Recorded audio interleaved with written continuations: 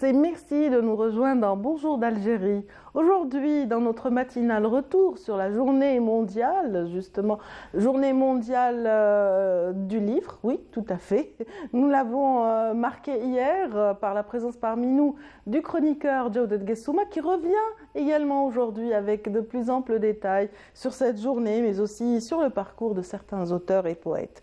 Alors aujourd'hui, dans notre matinale, nous aurons aussi l'occasion de parler de ce mois de patrimoine entamé le 18 avril dernier, donc qui se poursuivra jusqu'au 18 mai prochain. Donc à l'occasion du mois du patrimoine, nous mettons en relief des efforts d'un citoyen. Il est aussi confrère puisqu'il a beaucoup travaillé, mis sa plume au service justement du patrimoine et des richesses de notre pays. Il s'agit de Hamoud Ibaouni qui sera notre invité représentant la wilaya de Boumardès pour parler de très belles découvertes justement et de son regard porté sur l'histoire. Alors aujourd'hui, en parlant justement d'histoire, en parlant de patrimoine, nous allons aussi avoir une coloration un peu africaine dans cette émission puisque nous recevrons justement deux réalisateurs qui, de par leur regard, nous permettront de découvrir des pans de notre Afrique, notamment Mohamed Yahyaoui, réalisateur et grand voyageur qui parcourt l'Afrique du nord au sud et d'est en ouest pour justement réaliser une banque d'images au service du patrimoine africain. Il nous en parlera avec de plus amples détails tout à l'heure, ainsi que Khaireddine qui viendra aussi nous parler de ses dernières aventures africaines à travers aussi une très belle exposition à laquelle il prend part parce qu'il a deux casquettes en fait. Il est aussi plasticien et donc il fait partie du collectif le collectif L'œil artistique qui a pris part dernièrement à une très belle initiative picturale. On en parlera avec de plus amples détails. Et pour rester encore dans le patrimoine, dans l'héritage, nous aurons l'occasion de parler du aîné avec celle qui sait si bien raconter l'histoire des choses. Il s'agit de Siham Kennouch qui s'est intéressé en particulier à l'histoire et aussi avec un regard anthropologique à l'histoire de ce symbole qu'on appelle le henné, le henna. Alors merci encore une fois à tous ceux qui viennent de nous rejoindre. Je vous souhaite vraiment de passer d'agréables moments en notre compagnie. Et puis quoi de plus agréable qu'un point météo signé donc Amel Haribi, donc avec sa belle voix. Elle va vous donner les nouvelles du ciel et c'est parti.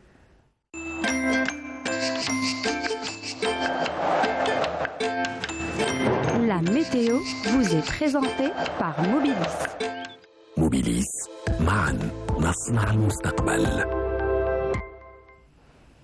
Merci. Bonjour. Bonjour Radia. Ça va? Ça va, oui. En forme, Amel? Ça va, oui, on peut dire. Alhamdoulilah. Oui, que nous disent justement les cartes ce matin par il va faire chaud. Du ciel. Il va faire chaud. Bon, on l'a senti. N'est-ce pas? Déjà le matin. On l'a senti hier, pas le matin. Hier, le mercure était déjà bien monté. Il fait pas très froid non plus, hein, donc ça commence. Crescendo. Voilà, crescendo, et après ça va partir d'un seul coup. Comme ça, en flèche. On va se retrouver direct propulsé en été. Voilà, exactement. Voilà, et déjà des baigneurs au mois d'avril, alors. Hein. Ils ont déjà commencé, oui. Le mois de mai. Oui, mais c'est déconseillé quand même.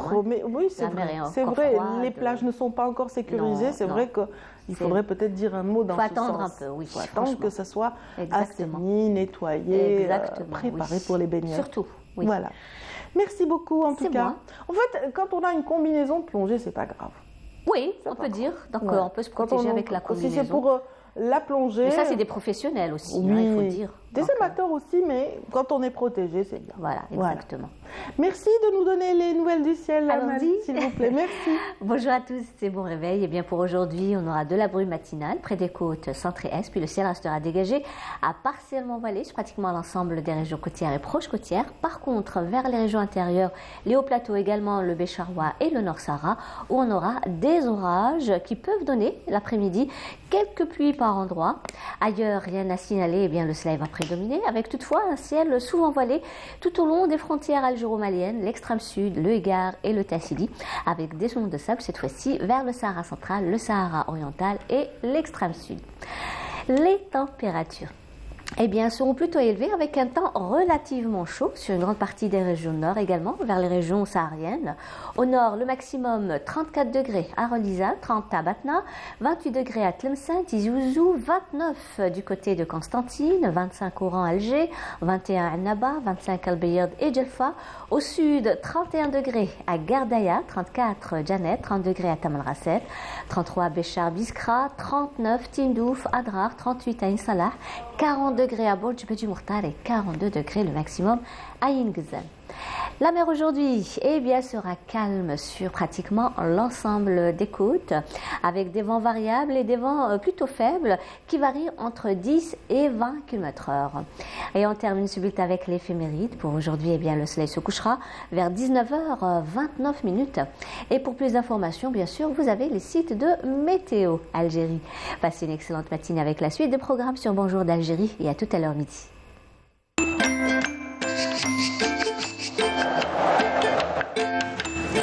La météo vous est présentée par Mobilis. موبيليس معا نصنع المستقبل. Merci beaucoup, Amel. Voilà, à retenir la chaleur. Oui, la chaleur et surtout une mer bien plate. Très calme. Très calme. Oui, hein. franchement, Donc, oui. on parlait des baigneurs, on essayait, on essayait depuis tout à l'heure de les dissuader, mais je crois qu'on a fait Mais le là, ça va contraire. les encourager peut-être. Oui, de savoir qu'elle est plate Oui, et qu'elle est oui. calme et Ouais. belle, cette mer Méditerranée. En tout cas, voilà, ça attend, tout simplement. Merci beaucoup, C'est moi merci qui vous infiniment. remercie. Passez une bonne journée, Amel. Bonne journée à Radia. Et quoi de plus agréable, justement, vous qui chanson. parliez d'une journée agréable, quoi de plus agréable que la musique, effectivement. Ah oui, hein. franchement, oui. Et surtout, avec une voix, justement, comme celle, une voix cristalline, celle de Myriam Ben Hallel, va vous accompagner à l'instant avec un titre donc, qui fait fureur actuellement sur les radios, Maaya.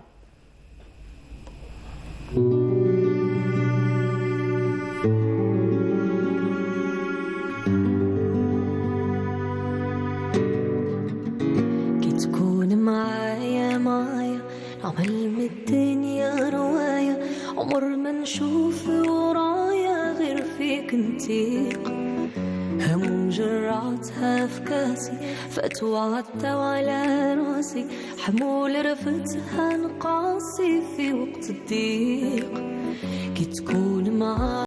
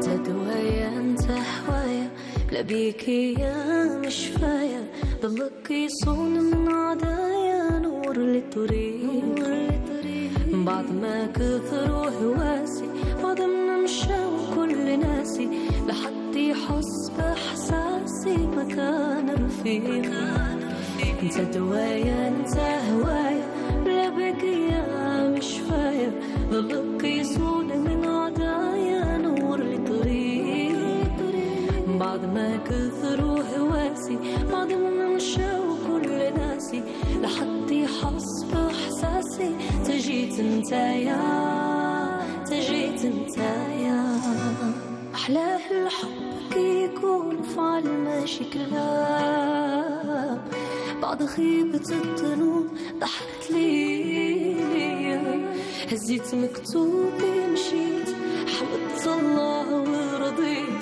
كي تكون معايا حتى للنهاية وعليك كتبت السطور في عيونك جرت البحور عطرت أيامي زهور وبيك فرحانة الماضي ما يجي في بالي ولا يهولني في حالي نقولها لك بصوت عالي نبغيك حتى أنا وعليك كتبت السطور في عيونك جلت بحور عطرت أيامي زهور وبيك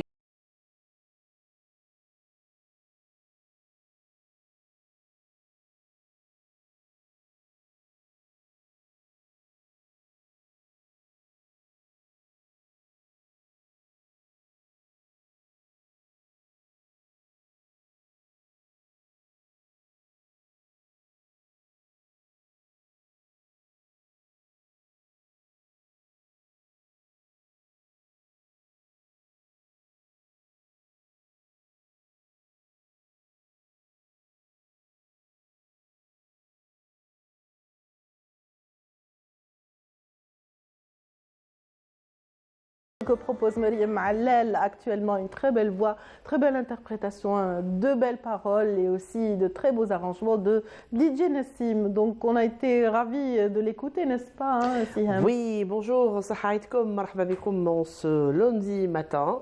On sent déjà que ça se réchauffe, hein, on sent le printemps. Oui. Et une voix suave comme celle de mon amie Mariam, je pense que nous démarrons très bien la journée, ma belle. Absolument, Voilà. absolument. Et puis avec la présence de Siham Kenlouch, eh ben ça s'arrange encore mieux. De mieux en mieux, effectivement. Siham, on est ravis de vous retrouver. Vous restez dans cette symbolique de l'Aïd, dans Tout à fait. le choix d'aujourd'hui, n'est-ce pas? Alors aujourd'hui, je vais vous parler du henné. Est-ce que vous savez que le henné radia a 9000 ans? Eh bien non. C'est énorme, 9000 ans, vous savez. Ouais. 9000 ans, c'est-à-dire 2000 ans l'or, باش تولي سيدنا عيسى, et après, Oui. مور سيدنا عيسى تزيدي On a 7000 ans. l'Égypte, on a la... Oui. C'est-à-dire que les toutes premières traces du henné remontent à l'époque pré-sumérienne. D'accord. C'est très très vieux.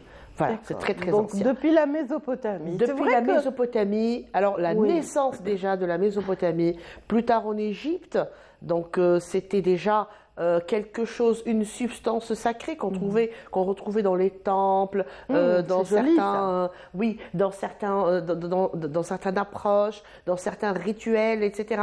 Donc c'était déjà quelque chose qui avait une place assez particulière dans la société. Ce n'était pas tout le monde qui pouvait s'enduire les mains du henné, c'était juste les prêtresses et peut-être les prêtres, ceux qui vont voyager, qui vont traverser, qui vont vers l'au-delà. Donc c'était vraiment un rituel sacré. Voilà. D'accord.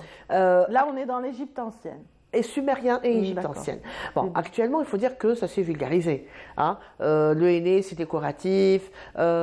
Nous sommes dans une société qui aime bien, qui trouve que le henné, par exemple, Des est quelque sociétés, parce que chose. c'est tout l'Orient qui a été inspiré. Parce qu'on va en Inde, on va Tout à fait. en Asie, on retrouve quand même. ces J'ai été décorations. égoïste, hein, j'ai dit algérien, mais société.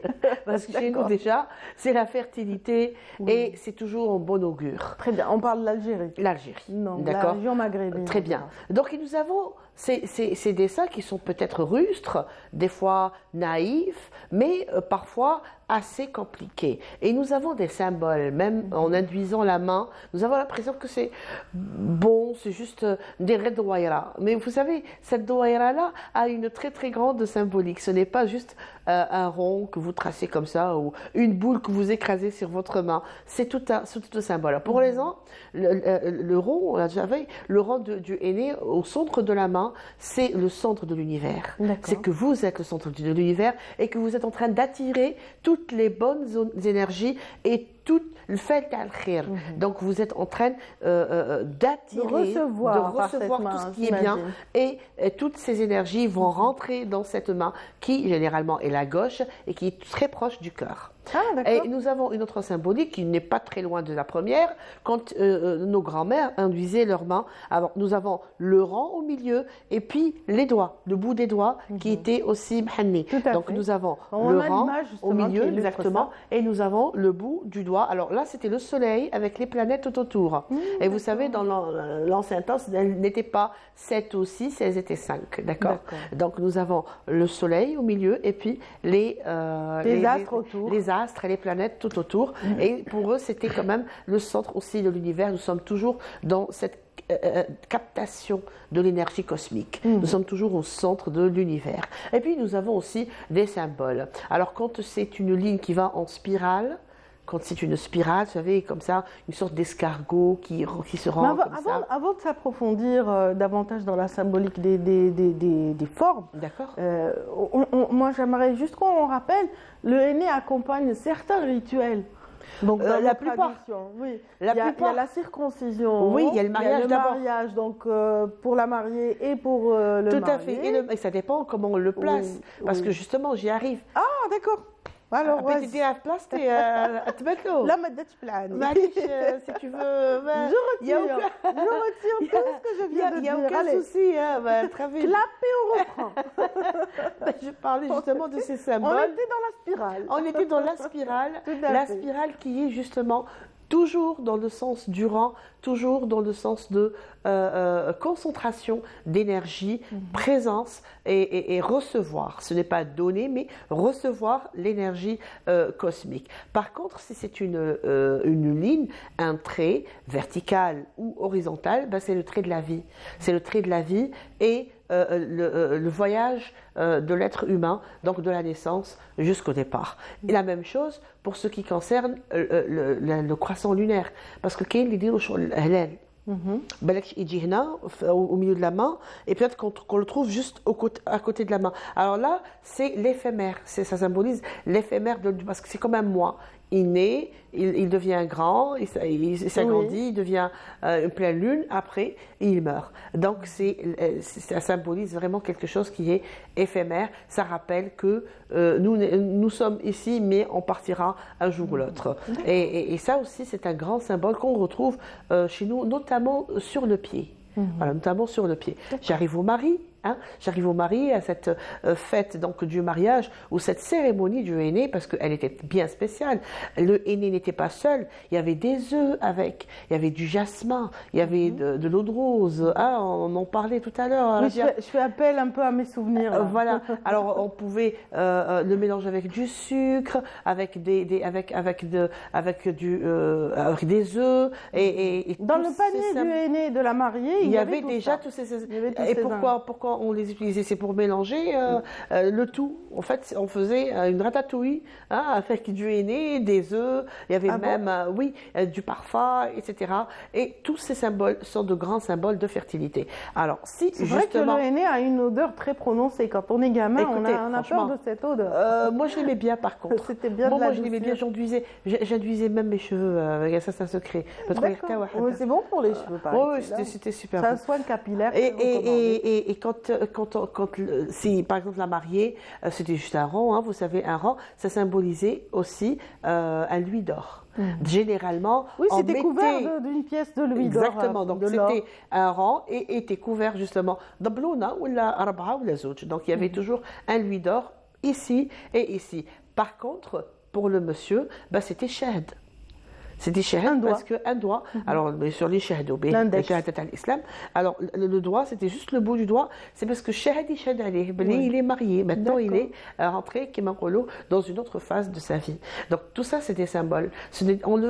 Nos grands-parents ne faisaient pas n'importe quoi, ils ne faisaient rien d'une façon aléatoire. Tout était étudié.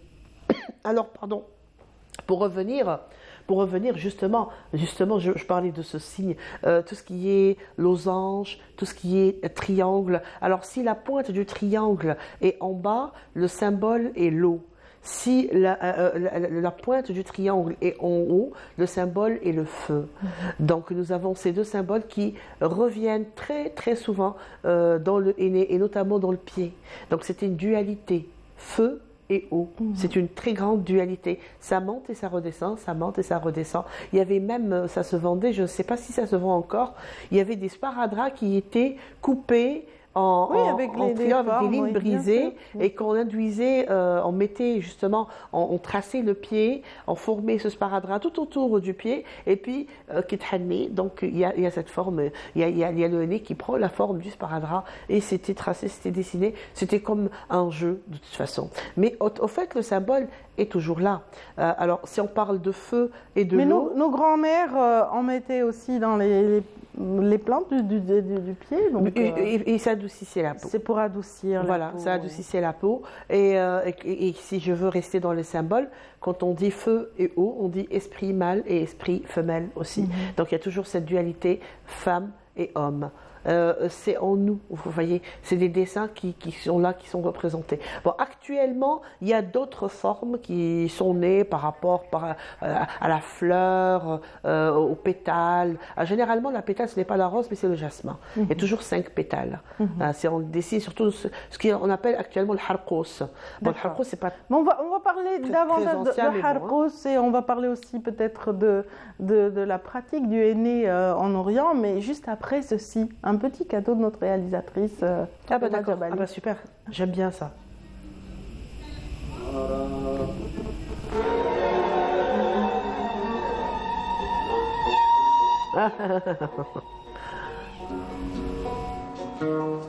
وانت يا خويا عمار ويا محلى فناتك ويا محلى فناتك الله يرحمك في الدنيا ولاد التاير وليداتك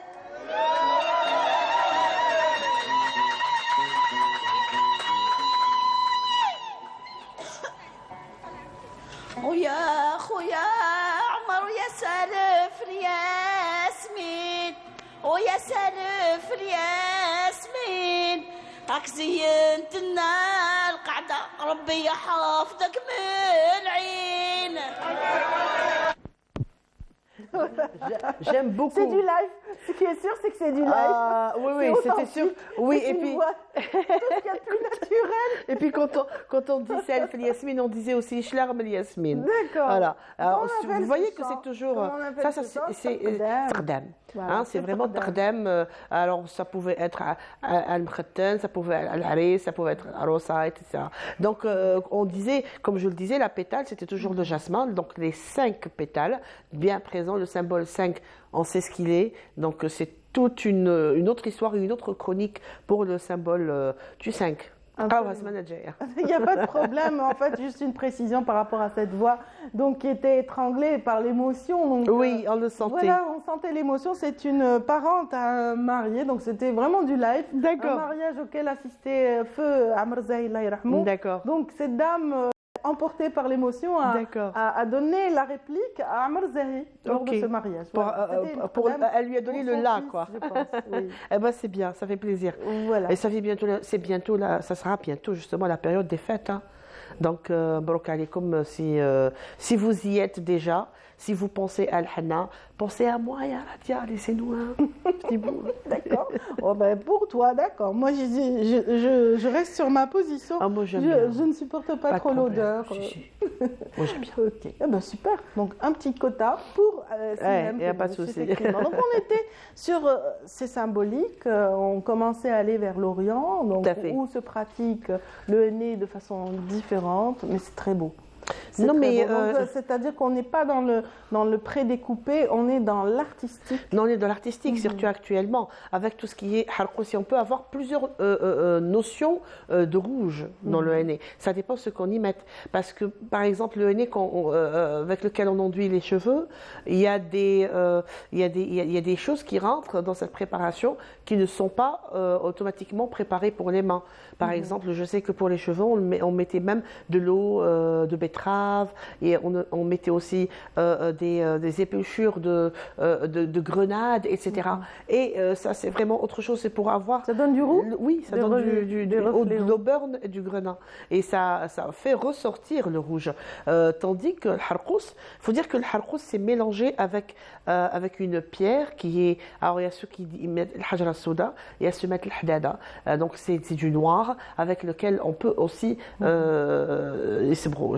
بكري كانوا يديروا الحداده ولا الحجره السوداء et ça donnait une substance plus c'est du noir rougeâtre. Voilà, c'est un noir rougeâtre. C'est beau aussi sur les mains parce qu'après avec le temps le noir part et le rouge apparaît. Donc c'est une nuance qui est on sent bien qui est que bien vous aimez présente. beaucoup le henné. Ah non, j'aime bien. Alors tout ce qui est tradition, Moi, ce qui me gêne, c'est que ça reste. Donc, si oui, jamais ça reste. Mais quand on c'est beau, apprenne la main, c'est difficile d'enlever. C'est pas comme un gant. non seulement j'aime bien, mais on dit haka. D'accord. Mais là, واحد النهار C'est très féminin. en tout et cas, j'aime c'est bien très quand je féminin. raconte avec les mains. خصنا اختار جايه نجيك ها D'accord. دير لي gants. Ah ben, j'attends. J'attends. Merci en tout cas. Merci à vous, Radia, c'est toujours un Passez une plaisir. excellente semaine. Aïchek, Passez merci une beaucoup. excellente semaine, ainsi que tous ceux qui nous regardent et qui peut-être sont férus de littérature. Alors aujourd'hui, on va parler d'une grande poétesse algérienne, Anna Greki, donc décédée en 1966. Voici le portrait de cette poétesse dressé par Sophia Chouban.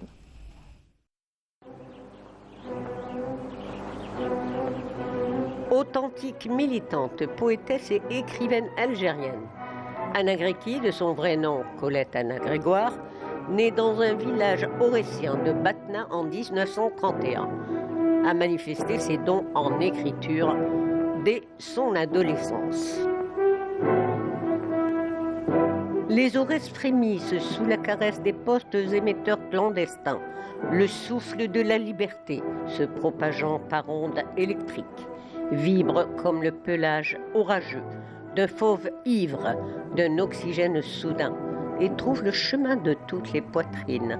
Les bruits disparaissaient dans la tiédeur de l'atmosphère et dans le temps. C'est la guerre muette derrière les portes de Batna.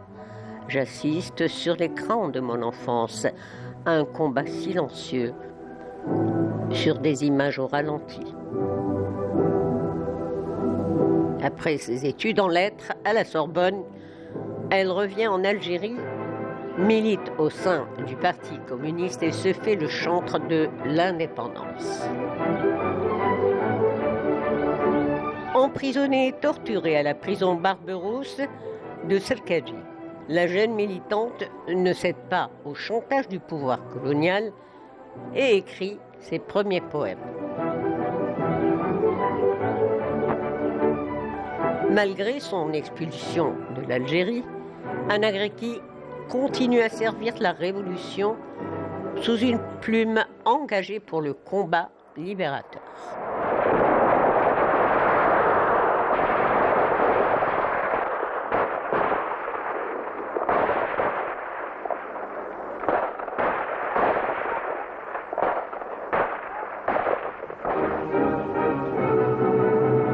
Après l'indépendance, elle participe à la création de l'Union des écrivains algériens aux côtés de poètes écrivains de renom comme Mouloud Mamri, Kateb Yassine, Malek Haddad, Assia Djebar et d'autres encore.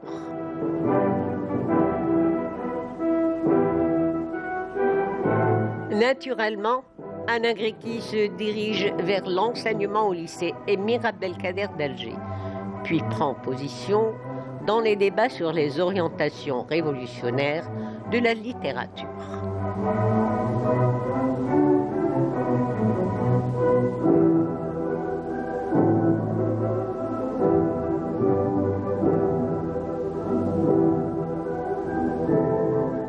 La mort prématurée de Anna Greki en 1966 la ravit aux siens et à l'Algérie comme une fleur à peine éclose.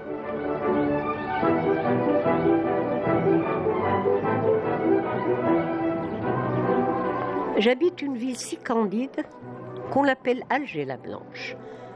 Ces maisons chaulées sont suspendues en cascades en pain de sucre, en coquilles de brisées, en lait de lumière solaire, en éblouissante lessive passée au bleu, en plein milieu de tout le bleu, d'une pomme bleue. Je tourne sur moi-même et je bats ce sucre bleu du ciel. Et je bats cette neige bleue du ciel, bâtie sur des îles battues qui furent 1000, villes audacieuses, villes démarrées, ville au large rapide à l'aventure, on l'appelle El Jazair. Merci à Sophia Chouban pour cette belle évocation, le parcours d'Anna Grecki et puis bien sûr cette manière très poétique de déclamer ses poèmes. Alors on parle justement aujourd'hui à l'occasion, on parle d'Anna Grecki à l'occasion de la journée mondiale du livre, c'était hier et aujourd'hui on y revient avec Jawdet Guessouma ici présent, bonjour. Oui, bonjour. Voilà, bonjour. c'est un doublé cette semaine. Donc oui, un doublé, oui, bien sûr, c'est toujours avec plaisir. Oui, j'arrive pas à m'habituer à être absent de... ça y est, c'est bon. Hein. Voilà. Quand on y prend goût, hein, c'est bien en tout cas de transmettre une information utile aux téléspectateurs qui nous suivent et qui seront certainement ravis de découvrir la passion chez le second invité qui est à mes côtés. Donc il s'agit de M. Hamoud Ibaouni, donc qui nous vient de Boumerdes et qui se consacre tout son temps à l'inventaire du patrimoine de sa région, mais aussi à l'écriture au service justement du patrimoine. Bienvenue. Merci beaucoup. Merci on est vraiment ravis de vous recevoir ce matin. Moi aussi, je suis très content.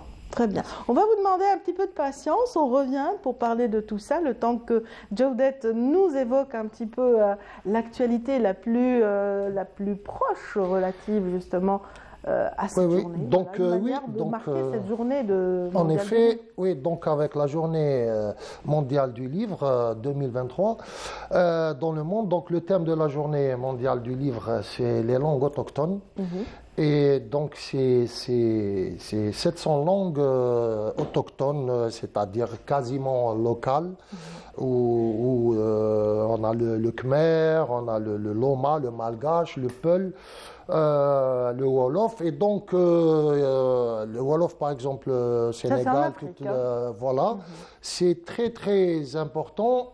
Parce qu'elles tendent à disparaître, elles ne sont pas pratiquées. Et donc cette année, la journée mondiale du livre qui coïncide chaque année avec le 23 avril, tend à justement faire des traductions où vous pouvez voir un livre comme par exemple les deux palais de Karim Annan qui sont traduits dans des langues du Cap-Vert par exemple, ou voilà, donc vous avez des bandes dessinées connues, des ouvrages qui sont en passe d'être traduits. Il y a aujourd'hui l'UNESCO insiste depuis 2022 pour intégrer toutes ces traductions, tous ces phénomènes de traduction, ces techniques de traduction au service de ces langues justement.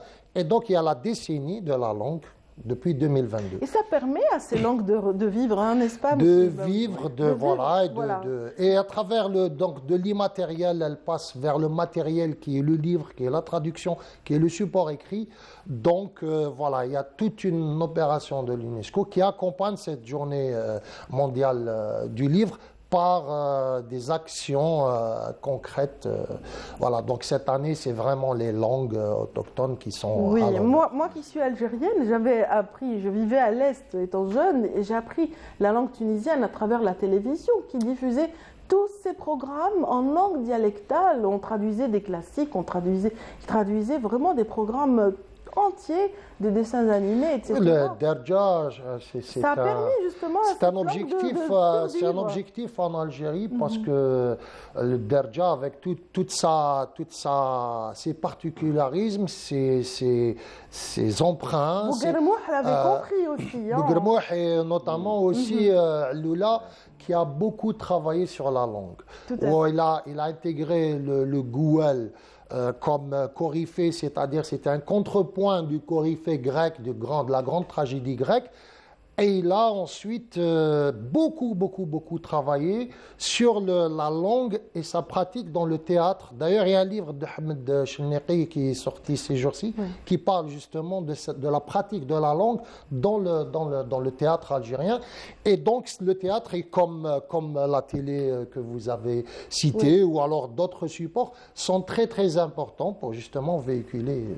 Pour transmettre l'information et la rendre accessible. Et Derja, il n'y a pas de complexe à utiliser Derja, puisque dans le théâtre, Slimane Ben Issa et tous les autres ont travaillé sur cette langue, même Djoubi, si Ben Ghattaf, même Tahar Ouattar dans les choix d'Aravian. Le théâtre a aussi été un excellent véhicule de cette langue. Oui, le cinéma, le théâtre a été d'excellents véhicules de cette langue, langue entre guillemets, qui revient à ses origines. C'est très important. Absolument, parce qu'il y a énormément d'intrus. Oui, bien sûr. Nous avons des mots d'origine turque, d'origine latine. Il y a le français qui intègre énormément notre langue. Le français a pris beaucoup d'ergins glossaires raisonnés, j'en parlerai après, sur les empreintes des mots arabes qui ont intégré la langue française, et vous serez surpris, il y a minimum 170 termes. Donc voilà, donc c'est des emprunts, c'est des allers et des retours, c'est des enrichissements, c'est des disparitions. On ne dit plus aujourd'hui Chériki, on dit Régl, voilà. Donc ça, voilà. Khawla Baratali Ibrahimi a beaucoup travaillé sur cette nouvelle langue, et très intéressant de voir ces ouvrages. Voilà. Très bien, donc voilà, toute cette panoplie d'ouvrages, on les voit en images et qui sont traduits dans les différentes langues, dialectes locaux et tout, et c'est très très important. Donc l'UNESCO est en train de faire un travail de retour vraiment très très important. Il y a beaucoup d'investissements pour que minimum 700 langues puissent trouver leur cheminement. Il y a eu une image qui est aussi revenue tout à l'heure, celle de Damagreki, vous vouliez dire Damagreki, un mot au départ. Qui a vraiment signé son engagement vraiment d'une manière fabuleuse. Et c'était très, très, très... Elle a vraiment payé le prix fort de son engagement. Elle a été incarcérée. Barberousse, elle fait partie des sœurs, justement, de Barberousse, et s'est manifestée vraiment. Là, j'avais juste un petit extrait de son poème. Avec la rage au cœur, je ne sais plus aimer qu'avec la rage au cœur. C'est ma manière d'avoir du cœur à revendre, c'est ma manière d'avoir raison des douleurs, c'est ma manière de faire flamber des cendres. À force de coups de cœur, à force de rage, la seule façon loyale qui me ménage. Vraiment, fulgurance dans le texte qui reste valable à nos jours, surtout avec la nostalgie. Toujours dans les expressions féminines. On va continuer avec les expressions féminines, le temps d'offrir un petit peu la parole à notre invité. Donc Hamoud Ebouni, lui aussi, il a la rage en lui. Rage pour un autre aspect. Une passion tranquille, là, c'est une force tranquille. C'est une force tranquille, effectivement, mais ça le ronge, ça le consume de l'intérieur et ça le pousse à s'exprimer autour d'un aspect, le patrimoine en l'occurrence. Oui, ça me fait plaisir en tout cas de me retrouver avec des gens qui connaissent, qui nous parlent du théâtre, du cinéma, etc. On a discuté tout à l'heure, vraiment c'était passionnant. Ça me rappelle un peu les souvenirs de notre jeunesse. Quand on parle de cinéma, de théâtre, etc. Donc, oui, en fait, le débat a été très présent dans les milieux culturels. Et bien sûr, vous avez fait partie de cette génération post-indépendance qui a connu cette effervescence et cette naissance de l'art en Algérie. Tout à fait. Et vous avez accompagné en tant que journaliste toute cette mouvance. Oui, on a travaillé un petit peu, on a fait quand même, on a accompagné. Voilà, les souvenirs prennent le dessus, on le sent. On le sent que les souvenirs vous emportent. En tout cas, si vous êtes parmi nous ce matin, c'est aussi pour nous permettre à nous d'opérer un gros plan sur vos actions en faveur du patrimoine depuis votre retraite. Oui, depuis ma retraite. Pas du journalisme, parce que vous continuez d'écrire. Mais vous avez pris votre retraite par rapport à d'autres postes que vous occupiez. Et puis, dans ce contexte-là, vous avez consacré beaucoup de temps à la découverte du patrimoine. Exactement, c'est ce que je suis en train de faire actuellement au niveau de ma région. Je m'occupe un peu de l'histoire de la région, des sites archéologiques, des visites, etc. Donc je passe mon temps à visiter les lieux, etc. Et informer le public pour qu'ils sachent, pour qu'ils connaissent l'histoire, la région, les sites archéologiques, etc. Parce que c'est à travers les sites archéologiques qu'on peut connaître l'histoire du pays, de la région aussi. Vous êtes un peu jaloux dans la mesure où d'autres régions sont mises en exergue, contrairement à Boumerdès qui recèle énormément de sites archéologiques. Certains sont classés, d'autres pas. Et vous essayez de mettre toute la lumière sur ces sites qui ne sont pas très connus. Oui. Et on a fait avec des amis, on a fait un travail quand même important. on a sensibilisé les directions, les responsables concernés pour qu'ils puissent classer les sites archéologiques qui n'ont jamais été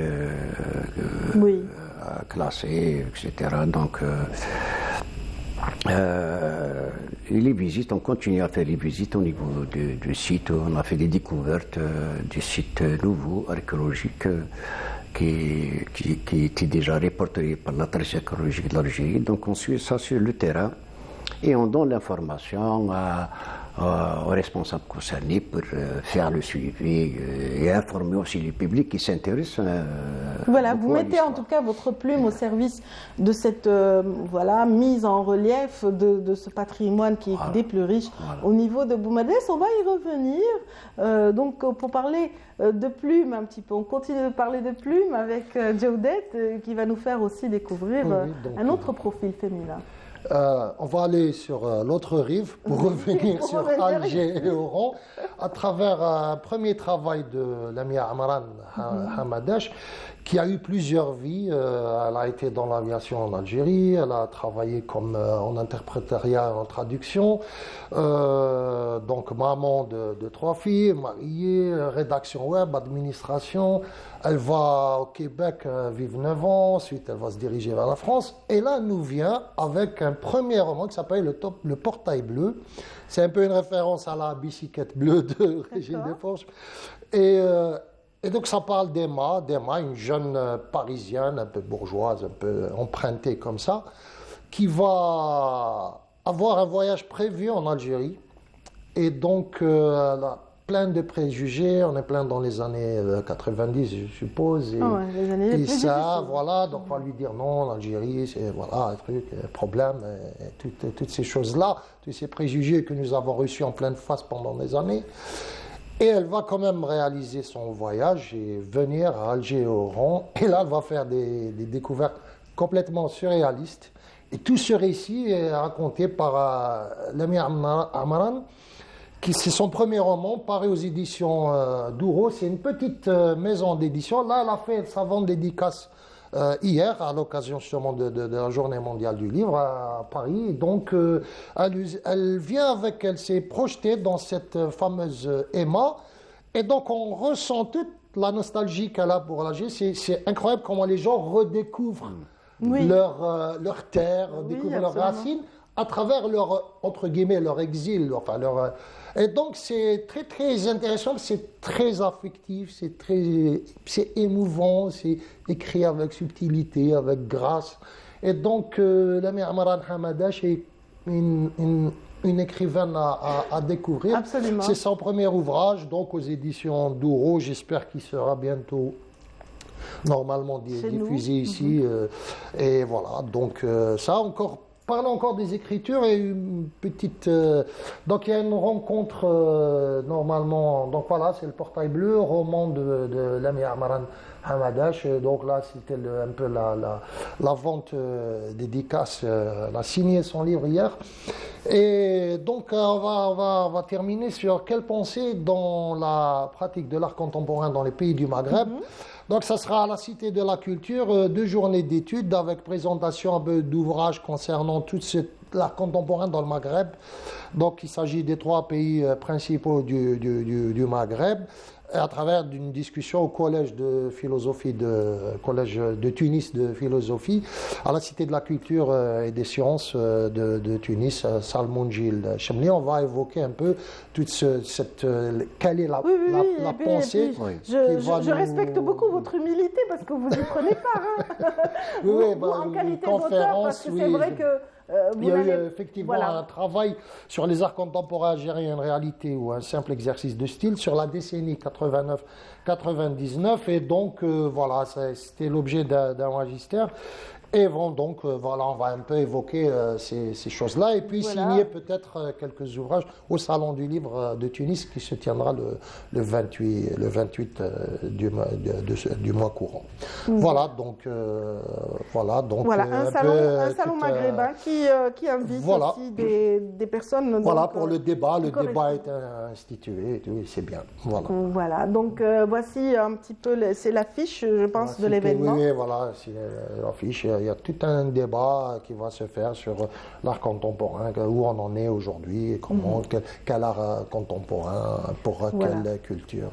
En tout cas, pour une meilleure connaissance de soi, pour une meilleure connaissance de sa culture ou de ce présent qu'on vit, rien ne vaut justement un regard dans le rétroviseur pour voir ce qui s'est passé avant, n'est-ce pas? Et c'est ce que vous essayez de faire à travers... Justement, c'est ce qu'on est en train de faire avec les déplacements qu'on effectue au niveau des sites archéologiques. Et là, on est en contact avec les populations qui se trouvent sur place. Donc, on leur donne l'information pour qu'ils protègent un peu les sites, etc. Et on commence à discuter déjà le fait de sortir, de trouver des gens de tous les âges qui nous parlent un peu de l'histoire de la région, etc., qui nous donnent un peu leur idée sur la protection du patrimoine. Donc on essaie quand même de...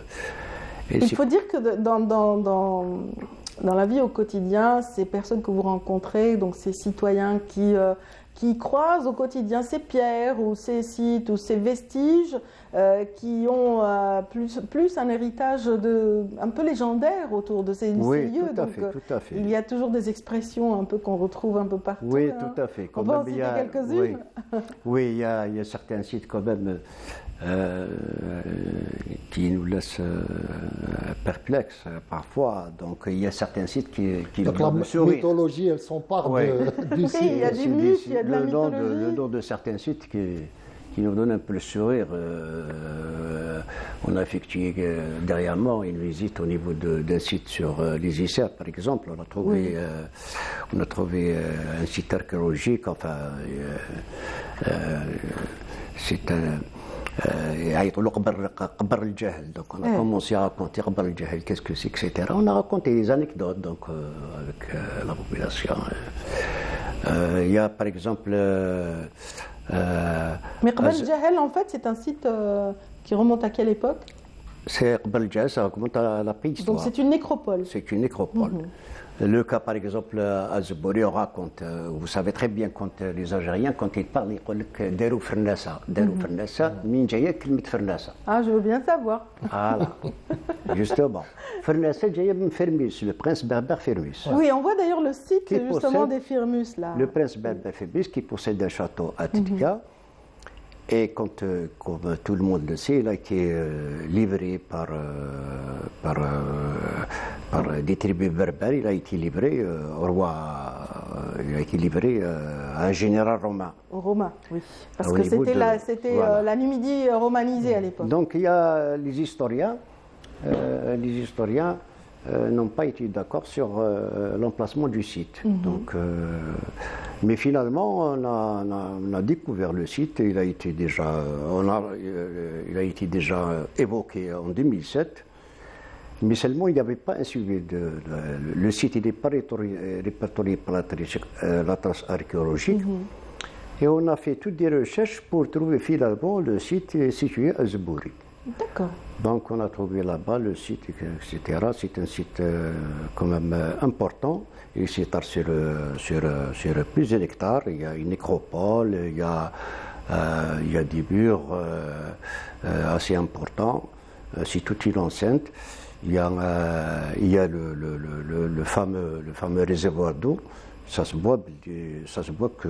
Il y avait de l'opulence, il y avait une occupation un peu... C'était important. Donc, on souhaite que le site soit classique, que la prospection, des recherches soient effectuées pour déterminer justement est-ce que c'est l'endroit où Firmus a été livré au général romain Théodore. Voilà. C'est-à-dire, si on fait des recherches, si les archéologues se déplacent sur le lieu, on peut peut-être connaître cette vérité. C'est-à-dire, s'ils le documentent, ils peuvent prouver que c'est le... On peut connaître cette vérité qui n'a jamais été dite, précisée, etc. Parce que tous les écrivains disent que parfois, par exemple, il y a Exel qui parle de la capture des Firmus qui a été effectuée au niveau de Solozla, d'Obal. Mais là, d'après d'autres historiens, comme Charles de Beau, il parle d'un site qui se trouve à côté de Zebouri. Donc à quelques encablures de Zebouri. Dans quelques encablures, ça doit être ce site. Donc c'est pour ça qu'on essaie c'est-à-dire si on creuse et on trouve des inscriptions ou des indices, on peut documenter et prouver que c'est le site de Firmus. Cette grande villa et ce grand domaine de Firmus. De prendre la décision. Voilà, Firmus, donc cette famille qui avait une fratrie de 7 enfants, mais qui étaient de célèbres guerriers, des résistants, donc du temps qui ont résisté aux Romains. Oui, il y avait Firmus, il y avait son frère Gildan, il y a Sabak qui possède un château à Abjaya et qui ont livré des guerres redoutables aux Romains. Donc c'est des qui méritent tous les honneurs et qui méritent qu'on rappelle un peu leur histoire. Effectivement, ce qui est valorisant pour vous, c'est que vous n'êtes pas dans une association ni dans un mouvement associatif, mais voilà, un simple citoyen qui s'intéresse à son histoire, qui s'intéresse à son patrimoine et qui essaye d'apporter son grain de sel. Parce que c'est vrai que le patrimoine, on se dit toujours, ça relève de tel ministère ou de telle tutelle, mais finalement c'est l'affaire de tous. Quand on fait de la sensibilisation sur le terrain et qu'on explique l'importance de l'endroit, la population se le réapproprie. Bien sûr. Exactement. D'ailleurs, c'est ce qu'on fait tout le temps quand on se déplace. Par exemple, surtout pour les sources d'eau. Il y a des sources qui relèvent de l'époque du 3e, 2e, 4e siècle, etc. Donc, on essaie de sensibiliser les gens pour qu'ils protègent, pour qu'ils ne changent pas, surtout de pierre. Généralement, ils essaient d'aménager, mais ça n'a pas l'importance. L'importance, par exemple, de cette source d'eau, elle date du 3e, 4e siècle. Donc, il essaie d'aménager, donc il enlève les pierres, les anciennes pierres pour remplacer, mettre du carrelage, etc. Nous, on profite de l'occasion pour les sensibiliser à ne pas toucher, de laisser les choses telles qu'elles sont, pour préserver l'authenticité de... Absolument, vous communiquez, vous sillonnez un petit peu toutes ces belles régions, parce que c'est vraiment très beau. Hein. Oui. Et vous parlez aux citoyens de ces sites fabuleux, ils sont une centaine à Boumerdes, n'est-ce pas? Oui, il y a plus de 120 sites archéologiques qui se trouvent dans des endroits féeriques, dans des endroits magnifiques. À l'instar de celui des Isères, Sidi Abdelrahman, ou encore... on va parler de Rocher Noir aussi, qui va être réhabilité. Oui, Rocher Noir, bien entendu. Il y a Fatma Soumar qui était Flésisser, il y a jusqu'à l'histoire contemporaine avec Fatiha Berber, qui sont tous Sidi Abdelrahman, Fatma Soumar, il y a beaucoup de personnages illustres dans la musiciens, beaucoup de musiciens. Il y a Ziani, le peintre. Le Hassan Ziani, Mahdi aussi Ziani, qui est son petit neveu. Il y a beaucoup de gens qui sont issus de cette région, où donc le patrimoine immatériel est aussi riche que le patrimoine matériel. Rachid Mimouni aussi. Rachid Mimouni, le grand. Des hommes de théâtre comme Omar Fatbouch, etc. Donc là, quand même, il y a beaucoup de... C'est très, très riche. Voilà. Oui, donc, et c'est vrai que ces pierres racontent des histoires, ces lieux racontent des histoires, et vous continuez donc d'en parler en tant que journaliste, en mettant justement votre plume au service de certaines publications à la portée de tous, mais aussi à travers les réseaux sociaux, parce que vous animez régulièrement un espace, voilà, au niveau des réseaux sociaux, vous êtes très présent, donc votre page est très enrichie par toutes ces informations très utiles. Oui, effectivement, justement, j'utilise cette page. Il y a parfois, j'obtiens beaucoup d'informations à travers la page. Donc il y a des informations, il y a des citoyens qui m'appellent et qui me complètent un peu dans mes informations, dans mes renseignements. Il y a parfois des citoyens qui me disent il y a tel site dans un endroit, donc je me déplace et je trouve aussi d'autres sites et c'est important. Donc il y a la participation du citoyen directement. Et si la plupart des sites archéologiques se trouvent dans ce qu'on appelle les zones d'ombre, mais finalement c'est des zones de la lumière, parce que là on trouve l'histoire, notre histoire, dans des endroits merveilleux, des paysages féeriques. Et là, c'est extraordinaire. C'est vrai que c'est une région très belle, très verdoyante, proche de la mer, donc ce qui rajoute un petit peu à sa beauté et à ses atours. En tout cas, voilà, vous êtes en passe d'offrir au lectorat un premier livre, n'est-ce pas? Et est-ce que le patrimoine est au cœur de vos préoccupations dans cet écrit? Oui, tout à fait, tout à fait. C'est le plus important. Le patrimoine, surtout pour les sites archéologiques qui racontent notre histoire, parce que ce sont ces sites qui racontent l'histoire de l'Algérie et de la région en particulier. Donc, oui, en tout cas, merci infiniment pour cette présence, ce témoignage qui coïncide justement avec la célébration du mois du patrimoine. Donc, vous êtes vraiment l'illustration de l'implication du citoyen dans la préservation de son patrimoine. Bienvenue, enfin merci, Monsieur Hamoud Ibaouni. Donc, je rappelle que vous êtes journaliste, que vous avez occupé des postes dans la communication de manière générale et dans les télécoms aussi. Et puis, vous avez écrit, longtemps dans la presse écrite, et aujourd'hui, donc, vous vous consacrez pendant votre retraite à cette mission ô combien noble. Merci également à Jaudet d'être revenu. Merci, donc, pour le plaisir est pour moi. Doublé, donc on vous remercie, on vous souhaite bon vent pour cette participation au Salon de Tunis. Et bien sûr, c'est à l'occasion, c'est en marge justement de la célébration de la Journée mondiale du livre. Voilà, merci infiniment à tous ceux qui sont avec nous. On continue notre petit bonhomme de chemin. Cette fois-ci, on va mettre une couleur africaine à notre plateau, puisque nous allons parler de voyage, d'aventure à travers au cœur de l'Afrique, avec le regard de deux réalisateurs, Mohamed Yahyaoui et puis également Khero, qui est notre confrère, et on va y revenir tout de suite après ce portrait de Hassan Traoré dressé et écrit par Samia Bouaroun.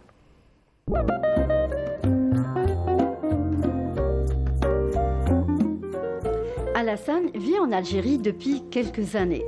Grâce à son savoir-faire qui est la broderie, ce jeune malien s'est fait une place dans le monde de la mode grâce à sa collaboration avec des stylistes de renom. Il maîtrise la chahra à la perfection. Il innove dans ses dessins, un métier qu'il a appris très jeune au Mali.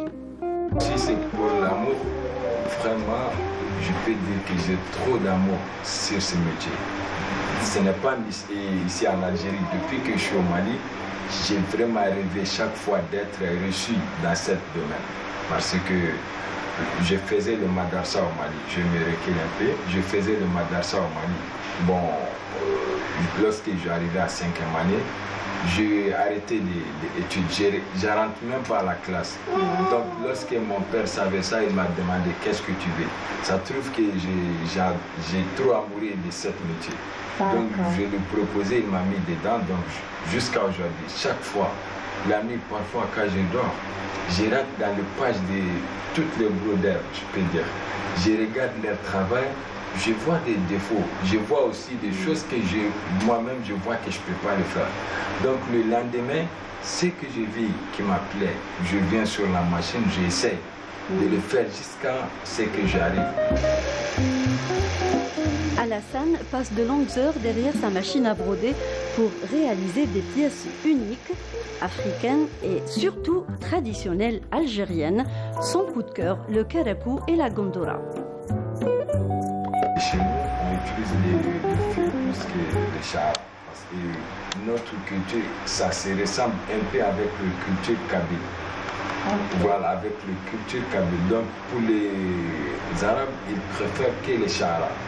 Donc, avec leurs dessins aussi, il y a trop de fleurs. Il y a trop de fleurs, on utilise trop de fleurs plus que... Chez nous, on n'utilise pas trop de fleurs, on utilise les points, les feuilles comme ça. Bon, c'est ça, c'est pour ça que ça m'a plu quand même.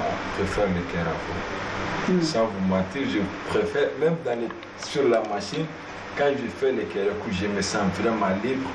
Parce que le petit, c'est pas quelque chose qui est grand comme la robe. En plus, je peux le tourner sur la machine comme je vais. Là, je peux faire le travail que je veux sur les Kerakou. Par contre, sur les robes ou bien la gandoura ou bien bodron, ça va être un peu grand pour moi. Mais je peux faire quand même, mais je ne peux pas le faire comme je préfère. Ce savoir-faire qu'il développe en s'imprégnant de la culture algérienne et la richesse de son patrimoine. Vraiment mon rêve. Un jour, je vais voir mon nom sur un Kerakou dans le défilé national de l'Algérie. Avec mon nom, bien sûr, pas le nom de quelqu'un. Je vais voir une mannequin pour moi. Il porte les créations pour moi avec mon nom et il s'annonce voilà, sur le défilé national. De fil en aiguille, Alassane perfectionne ses œuvres et créations en espérant un jour pouvoir briller à l'international.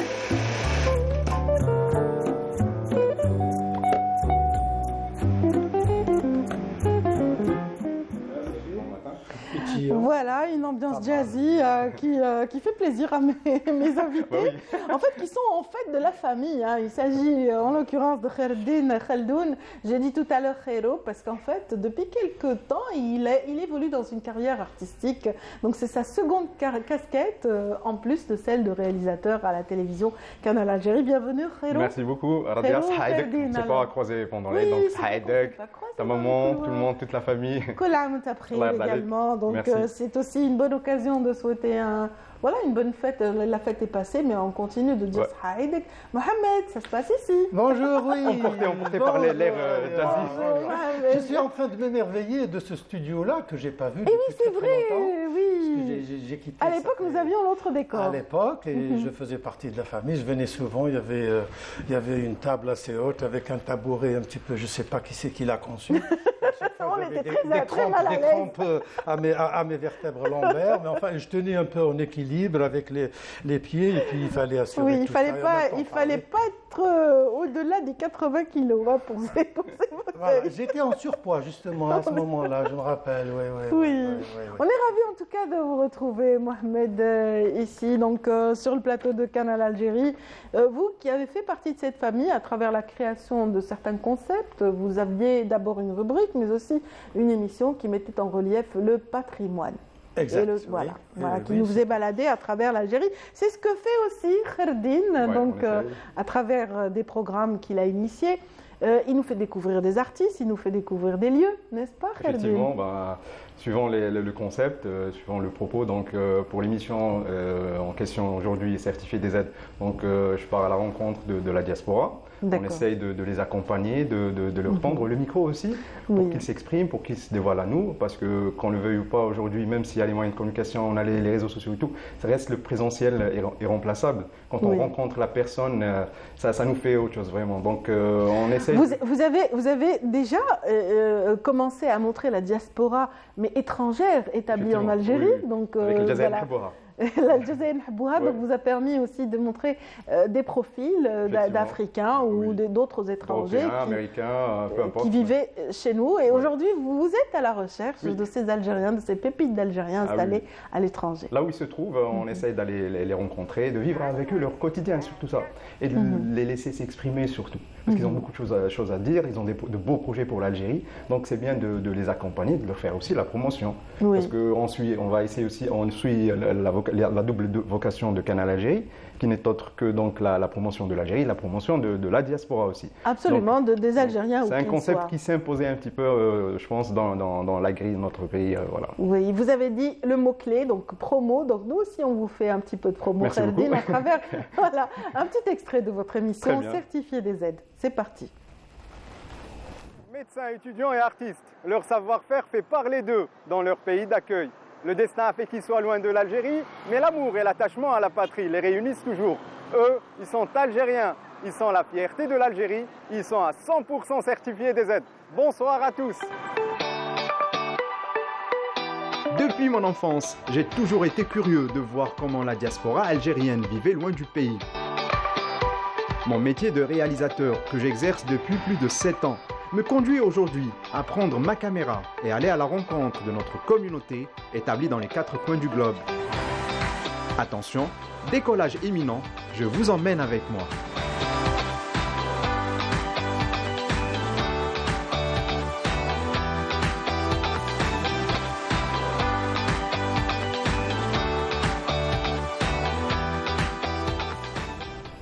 Voilà, un peu de Tunis, un peu de Niamey, oui, c'est bien ça. Voilà, Tunisie, Niger. Oui. Ben justement, pour la nouvelle, c'est une nouvelle optique donc de certifier des aides. On va essayer d'axer notre travail sur la diaspora présente en Afrique subsaharienne. Voilà, parce que peut-être pour le large public, on se dit que non, la présence algérienne est vraiment faible. Mais là, c'est vraiment, à notre grande surprise, on a rencontré du monde, en tout cas au Niger et en Tunisie, et ça va continuer, Inch'Allah. Il faut dire que le Niger, qui est un pays limitrophe, donc connaît énormément de mouvements. Donc, la population nigérienne vient en Algérie, surtout dans le sud. Tamanrasset, vous allez rencontrer plein de... Entre Agadez et Tamanrasset, il y a le va-et-vient, la mobilité. La mobilité est connue, donc les Touaregs se déplacent énormément au Niger et vice-versa. Et ça remonte, parce que de par les populations nomades, donc il y avait cette mobilité dans les 2 régions, donc voilà, c'est un peu culturel aujourd'hui. Oui, donc on remarque toujours cette mobilité chez les 2 populations, et tant mieux, il y a beaucoup de similitudes.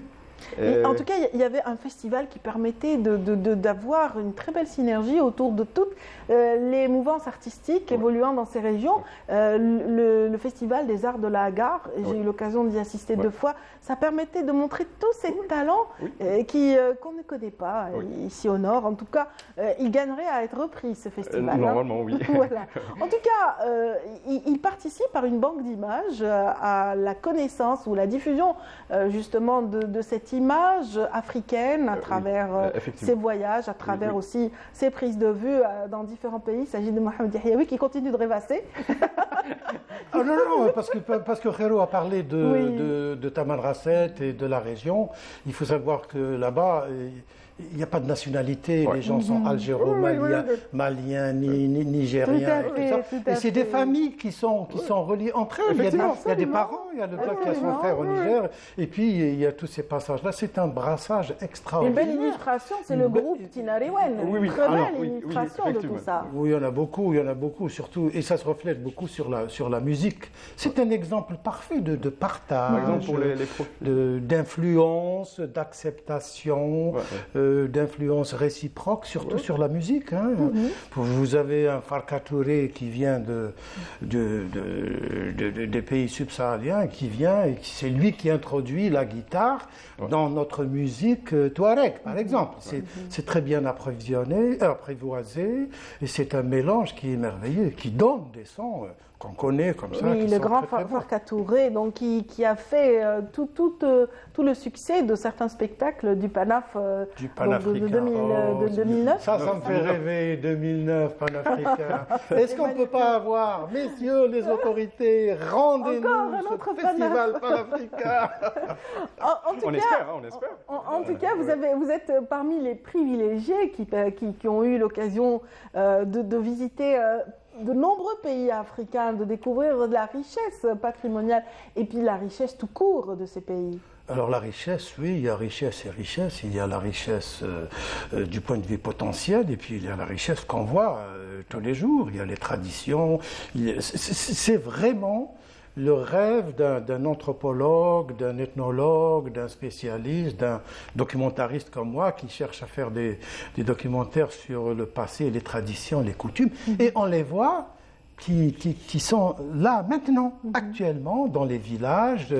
Ils tiennent beaucoup à leurs coutumes. Moi, je viens du Mozambique, ça fait même pas une semaine. J'ai passé 3 semaines, contrairement à toi, 2 jours. De Ramadan. 3 semaines de Ramadan au Mozambique. Voilà, c'était au Niger. C'était au Niger, le premier jour du vous allez nous en parler, hein. C'est comment Ramadan là-bas? Alors, le Ramadan, c'est unique. Il y a beaucoup de tolérance, il n'y a pas d'irritation comme chez nous ici, ni le matin, ni le Maghreb.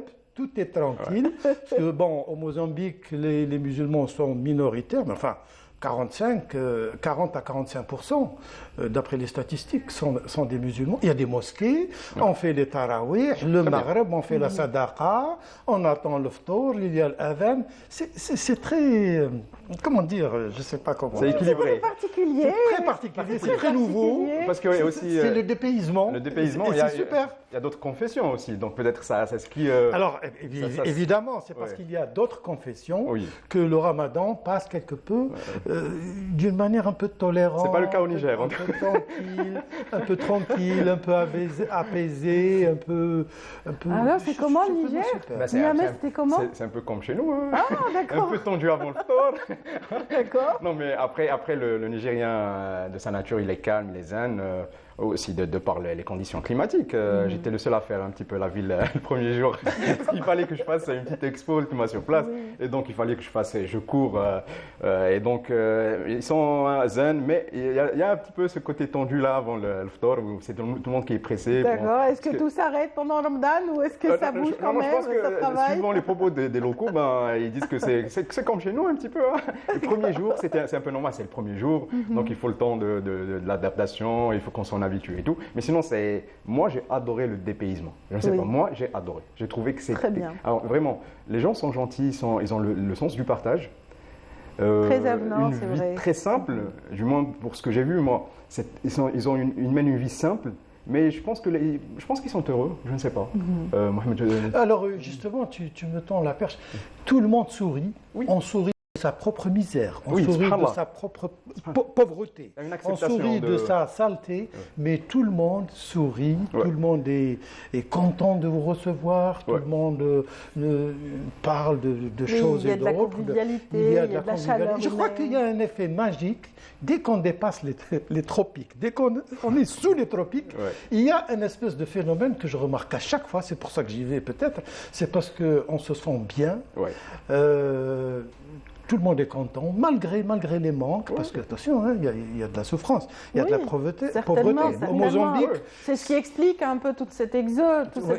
Au Mozambique, c'est l'un des 10 pays les plus pauvres au monde.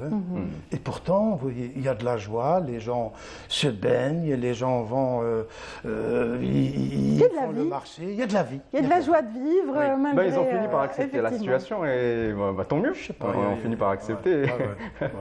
Non, il n'y a pas de fatalisme, parce qu'il y a des efforts, il y a des développements, ça bouge, ça bouge beaucoup, mais simplement à leur rythme, à leur manière. Nous, on a tendance à dire, il faut qu'ils fassent vite, il faut qu'ils se réveillent très vite, mais non, ils prennent leur temps, ils s'en foutent de tout le reste et ils avancent tranquillement. À leur rythme. Voilà, tout à fait. On avance aussi à l'autre rythme et on va découvrir des images que vous nous avez amenées, Mohamed Yahyaoui. Donc des images que vous avez... Alors, permettez, celle-ci. Excuse-moi, Radia, je t'interromps parce que je me suis arrangé avec la régie, je dois faire des commentaires à chaque image. Ça, c'est de la Helia. Le Qasdir, zinc. Là, on est dans un bidonville. C'est Mafalala. C'est un bidonville très très connu à Maputo, mais qui est devenu un réceptacle de culture et d'art et de street art. On a construit un musée où on expose tout ce qui a rapport avec ce bidonville. Et puis, il y a aussi des chambres pour les visiteurs. Et, on a des images de tout ceci alors, on a des images, mais on ne peut pas les montrer tout le temps, parce qu'on avance dans le temps, comme tu l'as dit, et donc on est très limité par... Absolument. Donc, Mobuto. Et puis après, on a d'autres images qu'on va découvrir. Est-ce que vous êtes parti sur une série photographique conceptuelle là sur, Oui, j'en ai fait. Ça fait. Franchement, c'est... Ah oui, là, j'en ai. Kherdine, ici présent, est très intéressé par la photographie. Donc, il découvre en fait les différents supports de l'art. Et là, c'est pas mal. Là aussi, alors ça, c'est le xylophone. Il fait partie du patrimoine immatériel dont on va parler tout à l'heure. Et là, on m'a fait une démonstration. C'est connu, tu as dû le remarquer, Kherdine, en Niger, etc.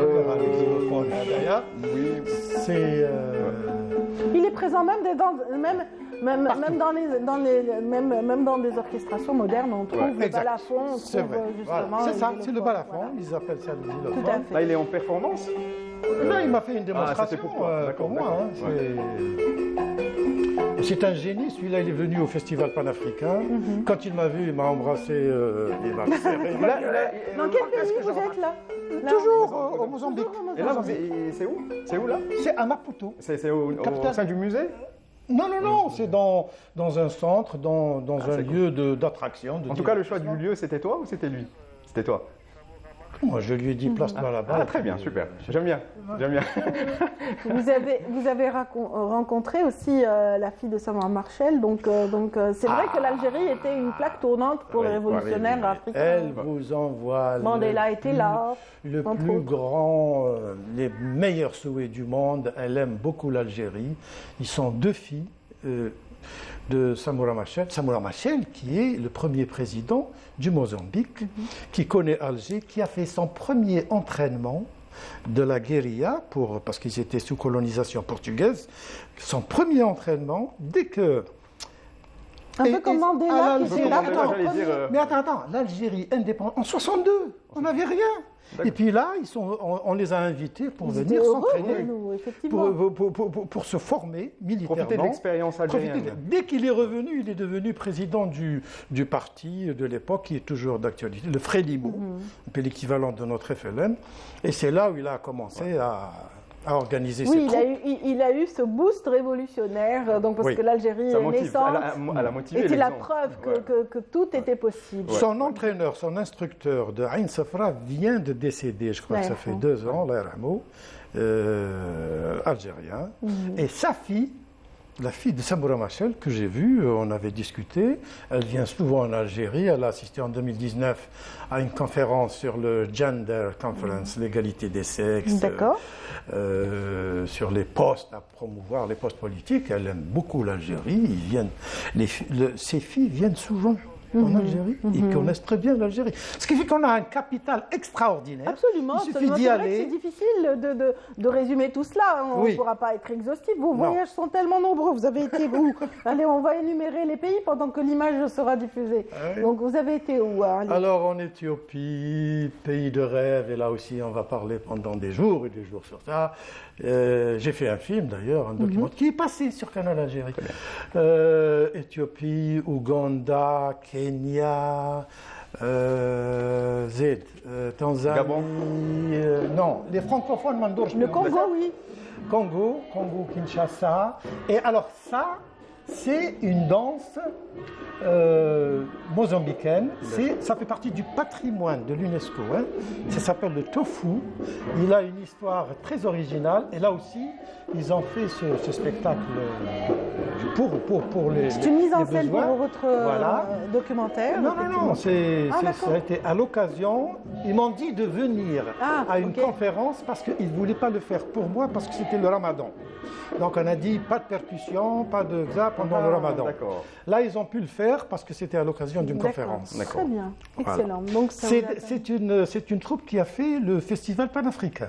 Lequel? Ils sont venus là. 2009 ou... 2009. 2009, je lève jeune quand même. Elles sont jeunes encore.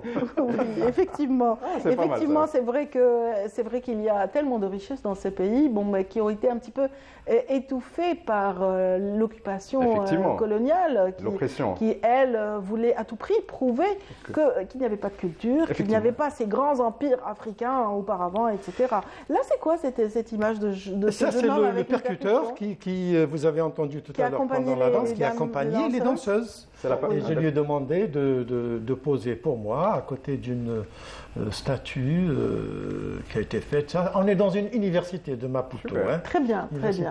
En tout cas, on remercie Madame Yahiwi de nous avoir prêté aussi ces objets. Donc, ces belles statuettes de danseuses. Ma chère femme, ils vont revenir, ne t'inquiète pas. À leur place. Mais bien sûr. J'imagine que les voyages permettent, Kheldine, vous aussi, au gré des voyages, vous accumulez des souvenirs, des traces de ces cultures qu'on ne connaît pas assez. Des artistes aussi, voir leur démarche, voir leur vision, leur vision, ça c'est très important.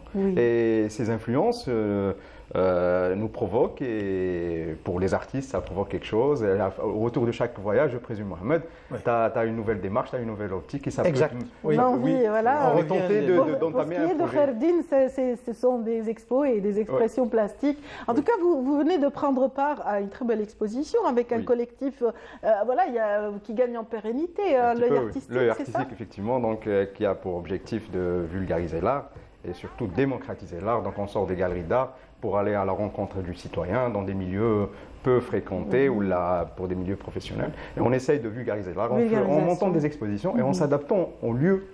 La première initiative était dans un cabinet d'ophtalmologie où les 12 artistes se sont réunis pour justement exposer des œuvres pour la plupart contemporaines. Et là, ça se poursuit. À chaque fois, on est sollicité, on essaie d'étudier les projets et on va sur des démarches. La plupart des membres de ce collectif sont autodidactes. Il y a des médecins, il y a des...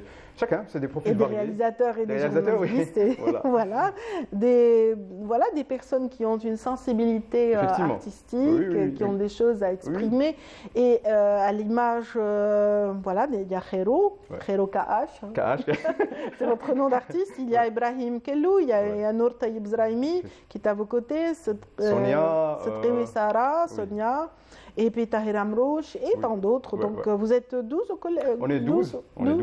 Et voilà, le collectif est appelé à grandir le nombre. Voilà, donc on essaye d'intégrer des personnes qui ont une vision aussi, une naïveté dans la démarche. Parce qu'on est tous autodidactes et donc vraiment ça fait une bonne composante. C'est un terreau qui évolue. Qui évolue un petit peu. De belle manière, parce que vos installations n'ont rien à envier à des personnes qui ont fréquenté l'école. Et puis aussi dans les objectifs, c'est de permettre cette auto-formation du groupe, savoir ce que c'est qu'une installation artistique, c'est quoi une démarche artistique. Essayer aussi de vulgariser ça aussi au sein du groupe et aussi au public, au large public qu'on rencontre lors des expositions, lors des événements. Voilà. Très bien. Mohamed Yahyaoui, on a aussi d'autres images, on a des vidéos rapportées de différentes régions visitées. Donc, qu'est-ce que vous nous avez amené ce matin Alors, en image ou en objet? Parce que j'ai aussi des objets. Oui, comme vous voulez. Vous voulez commencer par les objets? J'aimerais bien commenter un petit peu le tableau qui est à côté de la danseuse. En métal en cuivre, parce que ça, c'est très important. Est-ce qu'on peut avoir un Oui, l'image va arriver.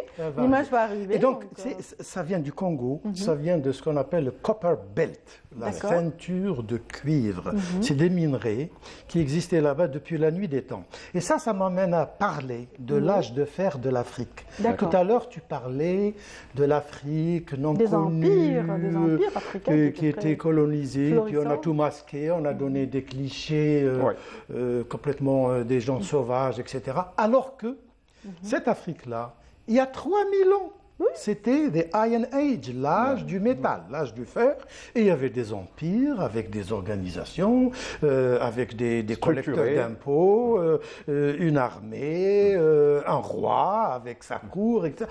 Donc ça, c'est un peu occulté, et on devrait peut-être s'intéresser, de plus en plus on s'intéresse maintenant Absolument, à ça. À titre d'exemple, par exemple, il y a des archéologues de l'époque coloniale qui travaillaient sur des sites archéologiques en Afrique, mais les assistants africains n'ont jamais été mentionnés. Ce n'est que maintenant, j'ai vu ça dans un musée à Londres, où on parle de ces archéologues apprentis, archéologues, assistants, etc., qui ont maintenant, on les découvre avec leur nom de famille, leur prénom, etc. Alors qu'avant, ils étaient occultés, on ne les connaissait pas. Absolument, l'écriture coloniale est bien connue pour ça. Colonial, esclavage, c'est un continent qui n'a pas eu de chance. Qui n'a pas eu de chance, c'est tout.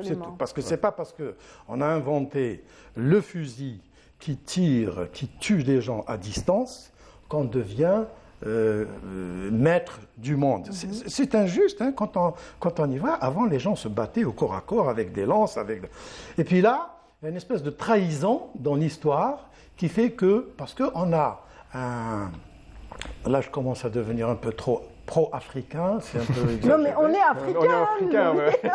On revendique cette part. Non, il faut être universaliste. C'est légitime. Oui, Il y a une espèce d'injustice où on Là, il y a une n'a danse pas Maasai. laissé... Il y a une très belle danse Maasai que j'adore sur ce tableau. Donc, Oui, ça voilà. c'est les Maasai, c'est encore une fois une tribu. L'Afrique a toujours été un espace de mouvement. Oui. Vous avez des Maasai au sud de l'Éthiopie, au Kenya, en Tanzanie. Vous les avez aussi au nord du Mozambique. Vous les avez en Ouganda. Ils parlent une langue qui est parlée par 200 millions d'habitants, le Swahili. Ça aussi c'est occulté, c'est une langue presque universelle. 200 millions qui parlent. Donc il y a une dizaine de pays qui le parlent, surtout la côte Swahili du Kenya. Donc il y avait et il y a toujours du mouvement et ça commence encore à démarrer, ça se développe de plus en plus. Il y a beaucoup d'Américains, d'Européens qui viennent en Afrique s'inspirer. Mais en fait,